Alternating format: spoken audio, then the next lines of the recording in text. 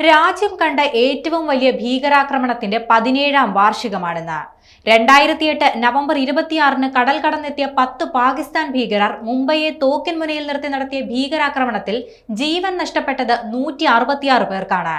പരിക്കേറ്റത് 600-ലേറെ പേർക്കും. മുംബൈയെ കുരുതിക്കളമാക്കിയ ഭീകരാക്രമണത്തിന്റെ ഓർമ്മകൾ ഉണർത്തി പലയിടങ്ങളിലും വെടിയുണ്ടയുടെ പാടുകൾ ഇന്നും അവശേഷിക്കുന്നുണ്ട്. 2008 നവംബർ 26 ഇന്ത്യൻ ജനതയ്ക്ക് ഒരിക്കലും മറക്കാനും പൊറുക്കാനുമാകാത്ത ദിനമാണ്.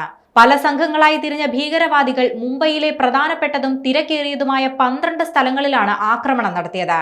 ആദ്യത്തെ ആക്രമണം 70 ലക്ഷം ആളുകൾ പ്രതിദിനം യാത്ര ചെയ്യുന്ന നഗരഹൃദയത്തിലെ CST റെയിൽവേ സ്റ്റേഷനിലായിരുന്നു. 90 മിനിറ്റോളം നീണ്ട ആക്രമണത്തിൽ 58 പേർ മരിച്ചു. തുടർന്ന് Taj hotel, Trident hotel, Leopold cafe, Nariman house, Cama hospital, metro, cinema hall എന്നിവിടങ്ങളിൽ ഭീകരാക്രമണം നടത്തി. താജ് ഹോട്ടലിലും ട്രൈഡന്റ് ഹോട്ടലിലും നരിമാൻ ഹൌസിലും ആളുകളെ ബന്ദിയാക്കി. രാജ്യത്തിന്റെ സാമ്പത്തിക തലസ്ഥാനത്തിന്റെ നെഞ്ചിലേക്ക് വെടിയുതിർത്ത പാകിസ്ഥാൻ ഭീകരരെ രാജ്യം ഒരൊറ്റ മനസ്സോടെ നേരിട്ട 3 ദിനരാത്രങ്ങൾ. 9 ഭീകരവാദികളെയും NSG കൊലപ്പെടുത്തി. പാകിസ്ഥാൻ പൗരനായ അജ്മൽ കസബിനെ ജീവനോട് പിടികൂടാനായത് ഭീകരപ്രവർത്തനങ്ങളിലെ പാകിസ്ഥാന്റെ പങ്ക് തെളിയിക്കുന്നതിൽ നിർണായകമായി. കസബിനെ 2012 നവംബർ 21-ന് പിന്നീട് തൂക്കിലേറ്റി.